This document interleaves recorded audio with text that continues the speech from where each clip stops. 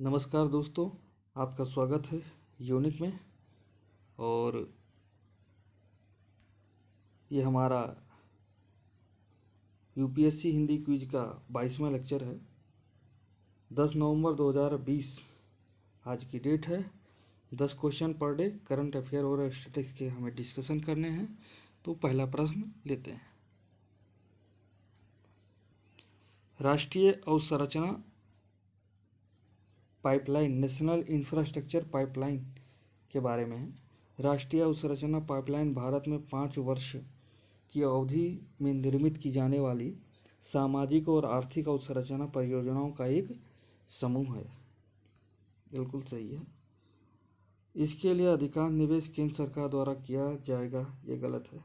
Combination के साथ private sector, राज्य सरकार और केंद्र सरकार तीनों मिलकर ये पाइपलाइन का निर्माण करेंगे। इंडियन इन्वेस्टमेंट ग्रिड एनआईपी के कार्यान्वयन संबंधी वास्तविक समय पर अपडेट प्रदान करता है। तो इसका आंसर जो होगा बी हो जाएगा। नेशनल इंफ्रास्ट्रक्चर पाइपलाइन भारत में 5 वर्ष की अवधि के निर्मित की जाने वाली सामाजिक और आर्थिक अवसंरचना परियोजनाओं का एक समूह है। इसकी लागत राशि क्या है? प्रारंभ में 102 जो स्वीकृत कर दी गई है। केंद्र सरकार 39%, राज्य सरकार 39% की हिस्सेदारी करेंगी, जबकि 22% जो है निजी क्षेत्र से आएगा। इंडिया इन्वेस्टमेंट ग्रिड एनआईपी के कार्यान्वयन संबंधी वास्तविक समय पर अपडेट प्रदान करने के लिए डिजाइन किया गया है। अगला प्रश्न ग्रीन पटाखे के बारे में है। CSIR NEERI के वैज्ञानिकों द्वारा ग्रीन पटाखों पर अनुसंधान और विकास किया गया है। सही है। ये किसी भी प्रकार के पार्टिकुलेट मैटर का उत्सर्जन नहीं करते हैं, ये गलत है। पेट्रोलियम और विस्फोटक सुरक्षा संगठन पेसो ग्रीन पटाखा निर्माताओं को लाइसेंस प्रदान करता है। सही है। इसका आंसर जो होगा वो सी होगा।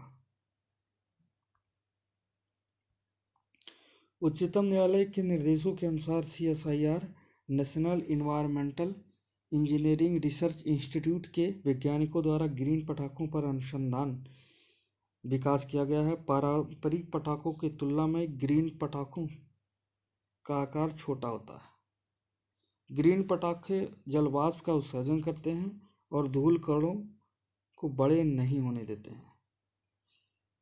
इनसे 30% कम पार्टिकुलेट मैटर प्रदूषण उत्पन्न होता है। अगला प्रश्न साइनोबैक्टीरिया के बारे में। साइनोबैक्टीरिया सूक्ष्म जीव होते हैं जो सामान्यतः जल में पाए जाते हैं और कभी कभी मृदा में भी पाए जाते हैं। सभी साइनोबैक्टीरिया विषाक्त पदार्थों का उत्सर्जन नहीं करते हैं। जलवायु परिवर्तन और बढ़ता वैश्विक तापमान साइनोबैक्टीरिया के अत्यधिक विकास को बढ़ावा देते हैं। इसमें जो दूसरा है, तीसरा है और पहला, ये सारे के सारे सही है। इसका आंसर डी होगा। जल में साइनोबैक्टीरिया द्वारा उत्पन्न विषाक्त पदार्थ से इस वर्ष बोत्सवाना में 300 से अधिक हाथियों की मृत्यु हो गई थी। साइनोबैक्टीरिया सूक्ष्म जीवाणु होते हैं जो सामान्यतः जल में पाए जाते हैं तथा ये कभी कभी मृदा में भी पाए जाते हैं। सभी विषाक्त पदार्थों का उत्पादन नहीं करते हैं, लेकिन वैज्ञानिकों का कहना है कि जलवायु परिवर्तन के कारण बढ़ते वैश्विक तापमान के कारण विषाक्तता में वृद्धि होती है। साइनोबैक्टीरिया कुछ प्रजातियां जानवरों और मनुष्यों को प्रभावित करने वाले विषाक्त पदार्थों का उत्पादन करती हैं और वैज्ञानिकों ने उनके संभावित प्रभाव के बारे में चिंता व्यक्त की है। अगला प्रश्न लेते हैं। राज्य आपदा प्रतिक्रिया कोष के बारे में। यह 14वें वित्त आयोग की सिफारिश पर गठन किया गया था, ये गलत है। ये 13वां है। और एक सेकेंड, हाँ, केंद्र सरकार SDRF में 50% का योगदान करती है, से 50% राज्य सरकार द्वारा प्रदान किया जाता है। ये भी गलत है। एक राज्य सरकार प्राकृतिक आपदाओं से ग्रसित लोगों को तत्काल राहत प्रदान करने के लिए SDRF के तहत उपलब्ध धन का उपयोग कर सकती है, जिसे वे राज्य में स्थानीय संदर्भ में आपदा मानते हैं। इसका आंसर सी होगा। हालांकि ये जो 50% केंद्र और राज्य सरकार का है, ये नहीं है। दरअसल ये अलग अलग सिचुएशन में अलग अलग व्यवस्थाएं की गई। विशेष राज्य का दर्जा प्राप्त है तो उन्हें 90% के आसपास, और अन्य तरीके से ऐसे किया जाता है। 13वें वित्त आयोग के सिफारिश के आधार पर किया गया।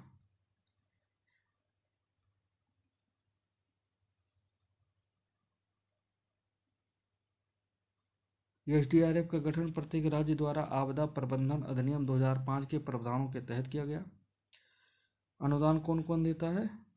केंद्र सरकार सामान्य श्रेणी के राज्य संघ राज क्षेत्र के लिए SDRF का आवंटन 75%, विशेष श्रेणी के राज्यों और संघ राज क्षेत्रों के लिए 90% का योगदान करती है।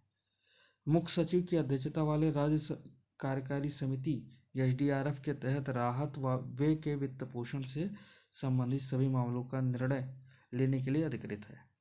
SDRF के अंतर्गत शामिल आपदा चक्रवात, सूखा, भूकंप, आग, बाढ़, सुनामी अन्य हैं।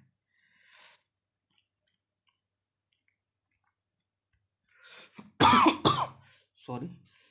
स्थानीय आपदा। राज्य सरकार स्थानीय आपदाओं से ग्रसित लोगों को तत्काल राहत प्रदान करने के लिए SDRF के तहत उपलब्ध धन का 10% तक उपयोग कर सकती है, जिसे वे राज्य में स्थानीय संदर्भ में आपदा मानते हैं, तथा जो आपदाएं गृह मंत्रालय की आपदाओं को अधिसूचित सूची में शामिल नहीं हैं, वह इस शर्त के अधीन है कि राज्य सरकार ने विशिष्ट प्राकृतिक आपदाओं को सूचीबद्ध किया है और राज्य प्राधिकरण यानी राज्य कार्यकारिणी समिति की मंजूरी के साथ ऐसी आपदाओं के लिए स्पष्ट पारदर्शी मानदंड तथा दिशा निर्देश अधिसूचित किए हैं। अगला प्रश्न,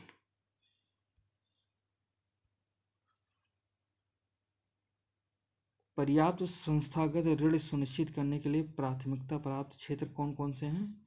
निर्यात, क्रेडिट, सूक्ष्म लघु और मध्यम उद्यम, सामाजिक अवसंरचना, अक्षय ऊर्जा। इसका आंसर डी होगा। महासागरीय अध्यस्थल के बारे में है। मध्य महासागरीय कटक के पास ज्वालामुखी विस्फोट एक सामान्य घटना है। कटक से दूर चट्टानें अधिक युवा होती हैं, ये गलत है। कटक के पास ज़्यादा युवा होती हैं, जबकि जैसे दूरी बढ़ती जाएगी धीरे धीरे, वैसे ही वो पुराना होता जाएगा। महासागरीय क्रस्ट की चट्टानें महाद्वीपीय चट्टानों की तुलना में युवा होती हैं। इसका आंसर होगा बी।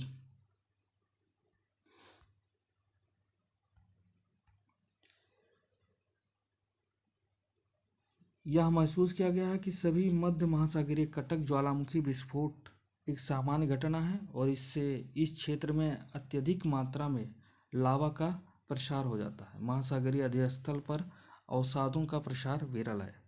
कटक से दूर चट्टानें अधिक पुरानी होती हैं। महासागरीय क्रस्ट की चट्टानें महाद्वीपीय चट्टानों की तुलना में युवा हैं। गहरी खाइयों में गहरे भूकंप की घटनाएं होती हैं, जबकि मध्य महासागरीय कटक क्षेत्र में भूकंप केंद्र की गहराई कम होती है। अगला प्रश्न, थर्मोस्फीयर के बारे में। थर्मोस्फीयर में ऊंचाई के साथ तापमान बहुत तेजी से घटता है, ये गलत है।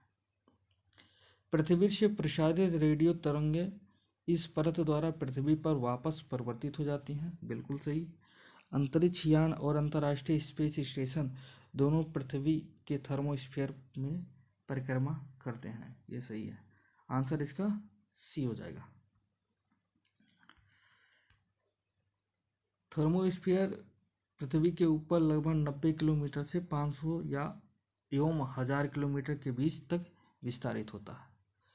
यह परत रेडियो प्रसारण में मदद करता है। वास्तव में पृथ्वी से प्रसारित रेडियो तरंगे इस परत द्वारा पृथ्वी पर वापस परिवर्तित हो जाती हैं। अंतरिक्षयान और अंतर्राष्ट्रीय स्पेस स्टेशन द्वारा पृथ्वी को थर्मोस्फीयर में परिक्रमा करते हैं। यस पार्ट में निम्न भूमि कक्षीय उपग्रह मौजूद होते हैं। यह थर्मोस्फीयर कहा जाता है क्योंकि इसका तापमान 1500 डिग्री सेल्सियस तक पहुंच जाता है। हालांकि उच्च तापमान के बावजूद दाब बहुत कम होता है, इसलिए उपग्रहों को अत्यधिक ऊष्मा से हानि नहीं होती।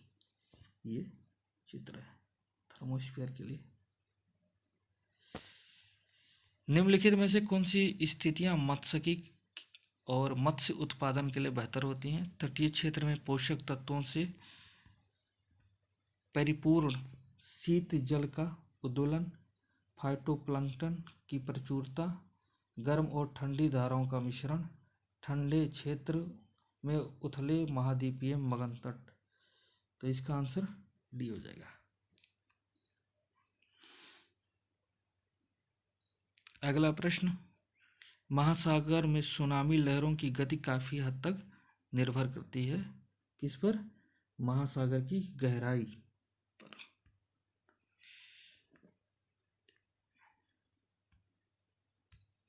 सुनामी समुद्र के नीचे भूकंप या ज्वालामुखी विस्फोट के कारण उत्पन्न होने वाली विशाल लहरें होती हैं। समुद्र की गहराई में सुनामी लहरों की ऊंचाई अधिक नहीं होती, लेकिन जैसे जैसे लहरें स्थल की ओर गति करती हैं उनकी ऊंचाई समुद्र की गहराई कम होने के साथ साथ अधिक होती जाती है। यह लहरों के स्रोत से दूरी के बजाय महासागर की गहराई पर निर्भर करती है।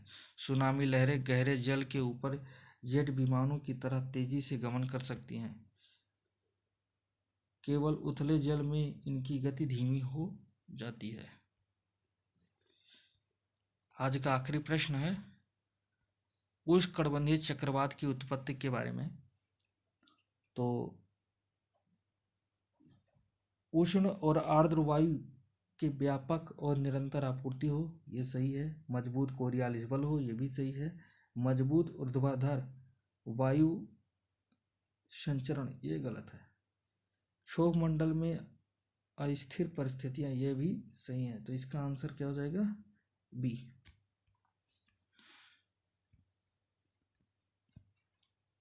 उष्णकटिबंधीय चक्रवात की उत्पत्ति के लिए कुछ प्रारंभिक परिस्थितियां निम्नलिखित हैं। उष्ण और आर्द्र वायु की व्यापक और निरंतर आपूर्ति, जिससे अत्यधिक गुप्त ऊष्मा निर्मुक्त हो सकती है। मजबूत कोरियालिस बल, जो केंद्र में निम्न वायु दाब को बनाए रखता है। भूमध्य रेखा के पास कोरियालिस बल की अनुपस्थिति 0.0 डिग्री से 5 डिग्री अक्षांश के बीच उष्णकटिबंधीय चक्रवात के गठन को रोकती हैं, क्योंकि वहाँ पे कोरियालिस बल नहीं होता है। क्षोभमंडल में अस्थिर परिस्थितियां, जो स्थानीय क्षोभ उत्पन्न करती हैं, जिसके चतुर्दिक एक चक्रवात विकसित होता है। मजबूत ऊर्ध्वाधर वायु संचरण की अनुपस्थिति, जो गुप्त ऊष्मा के ऊर्ध्वाधर संचलन को बाधित करता है। तो आज का डिस्कशन यहीं पर समाप्त करते हैं। धन्यवाद।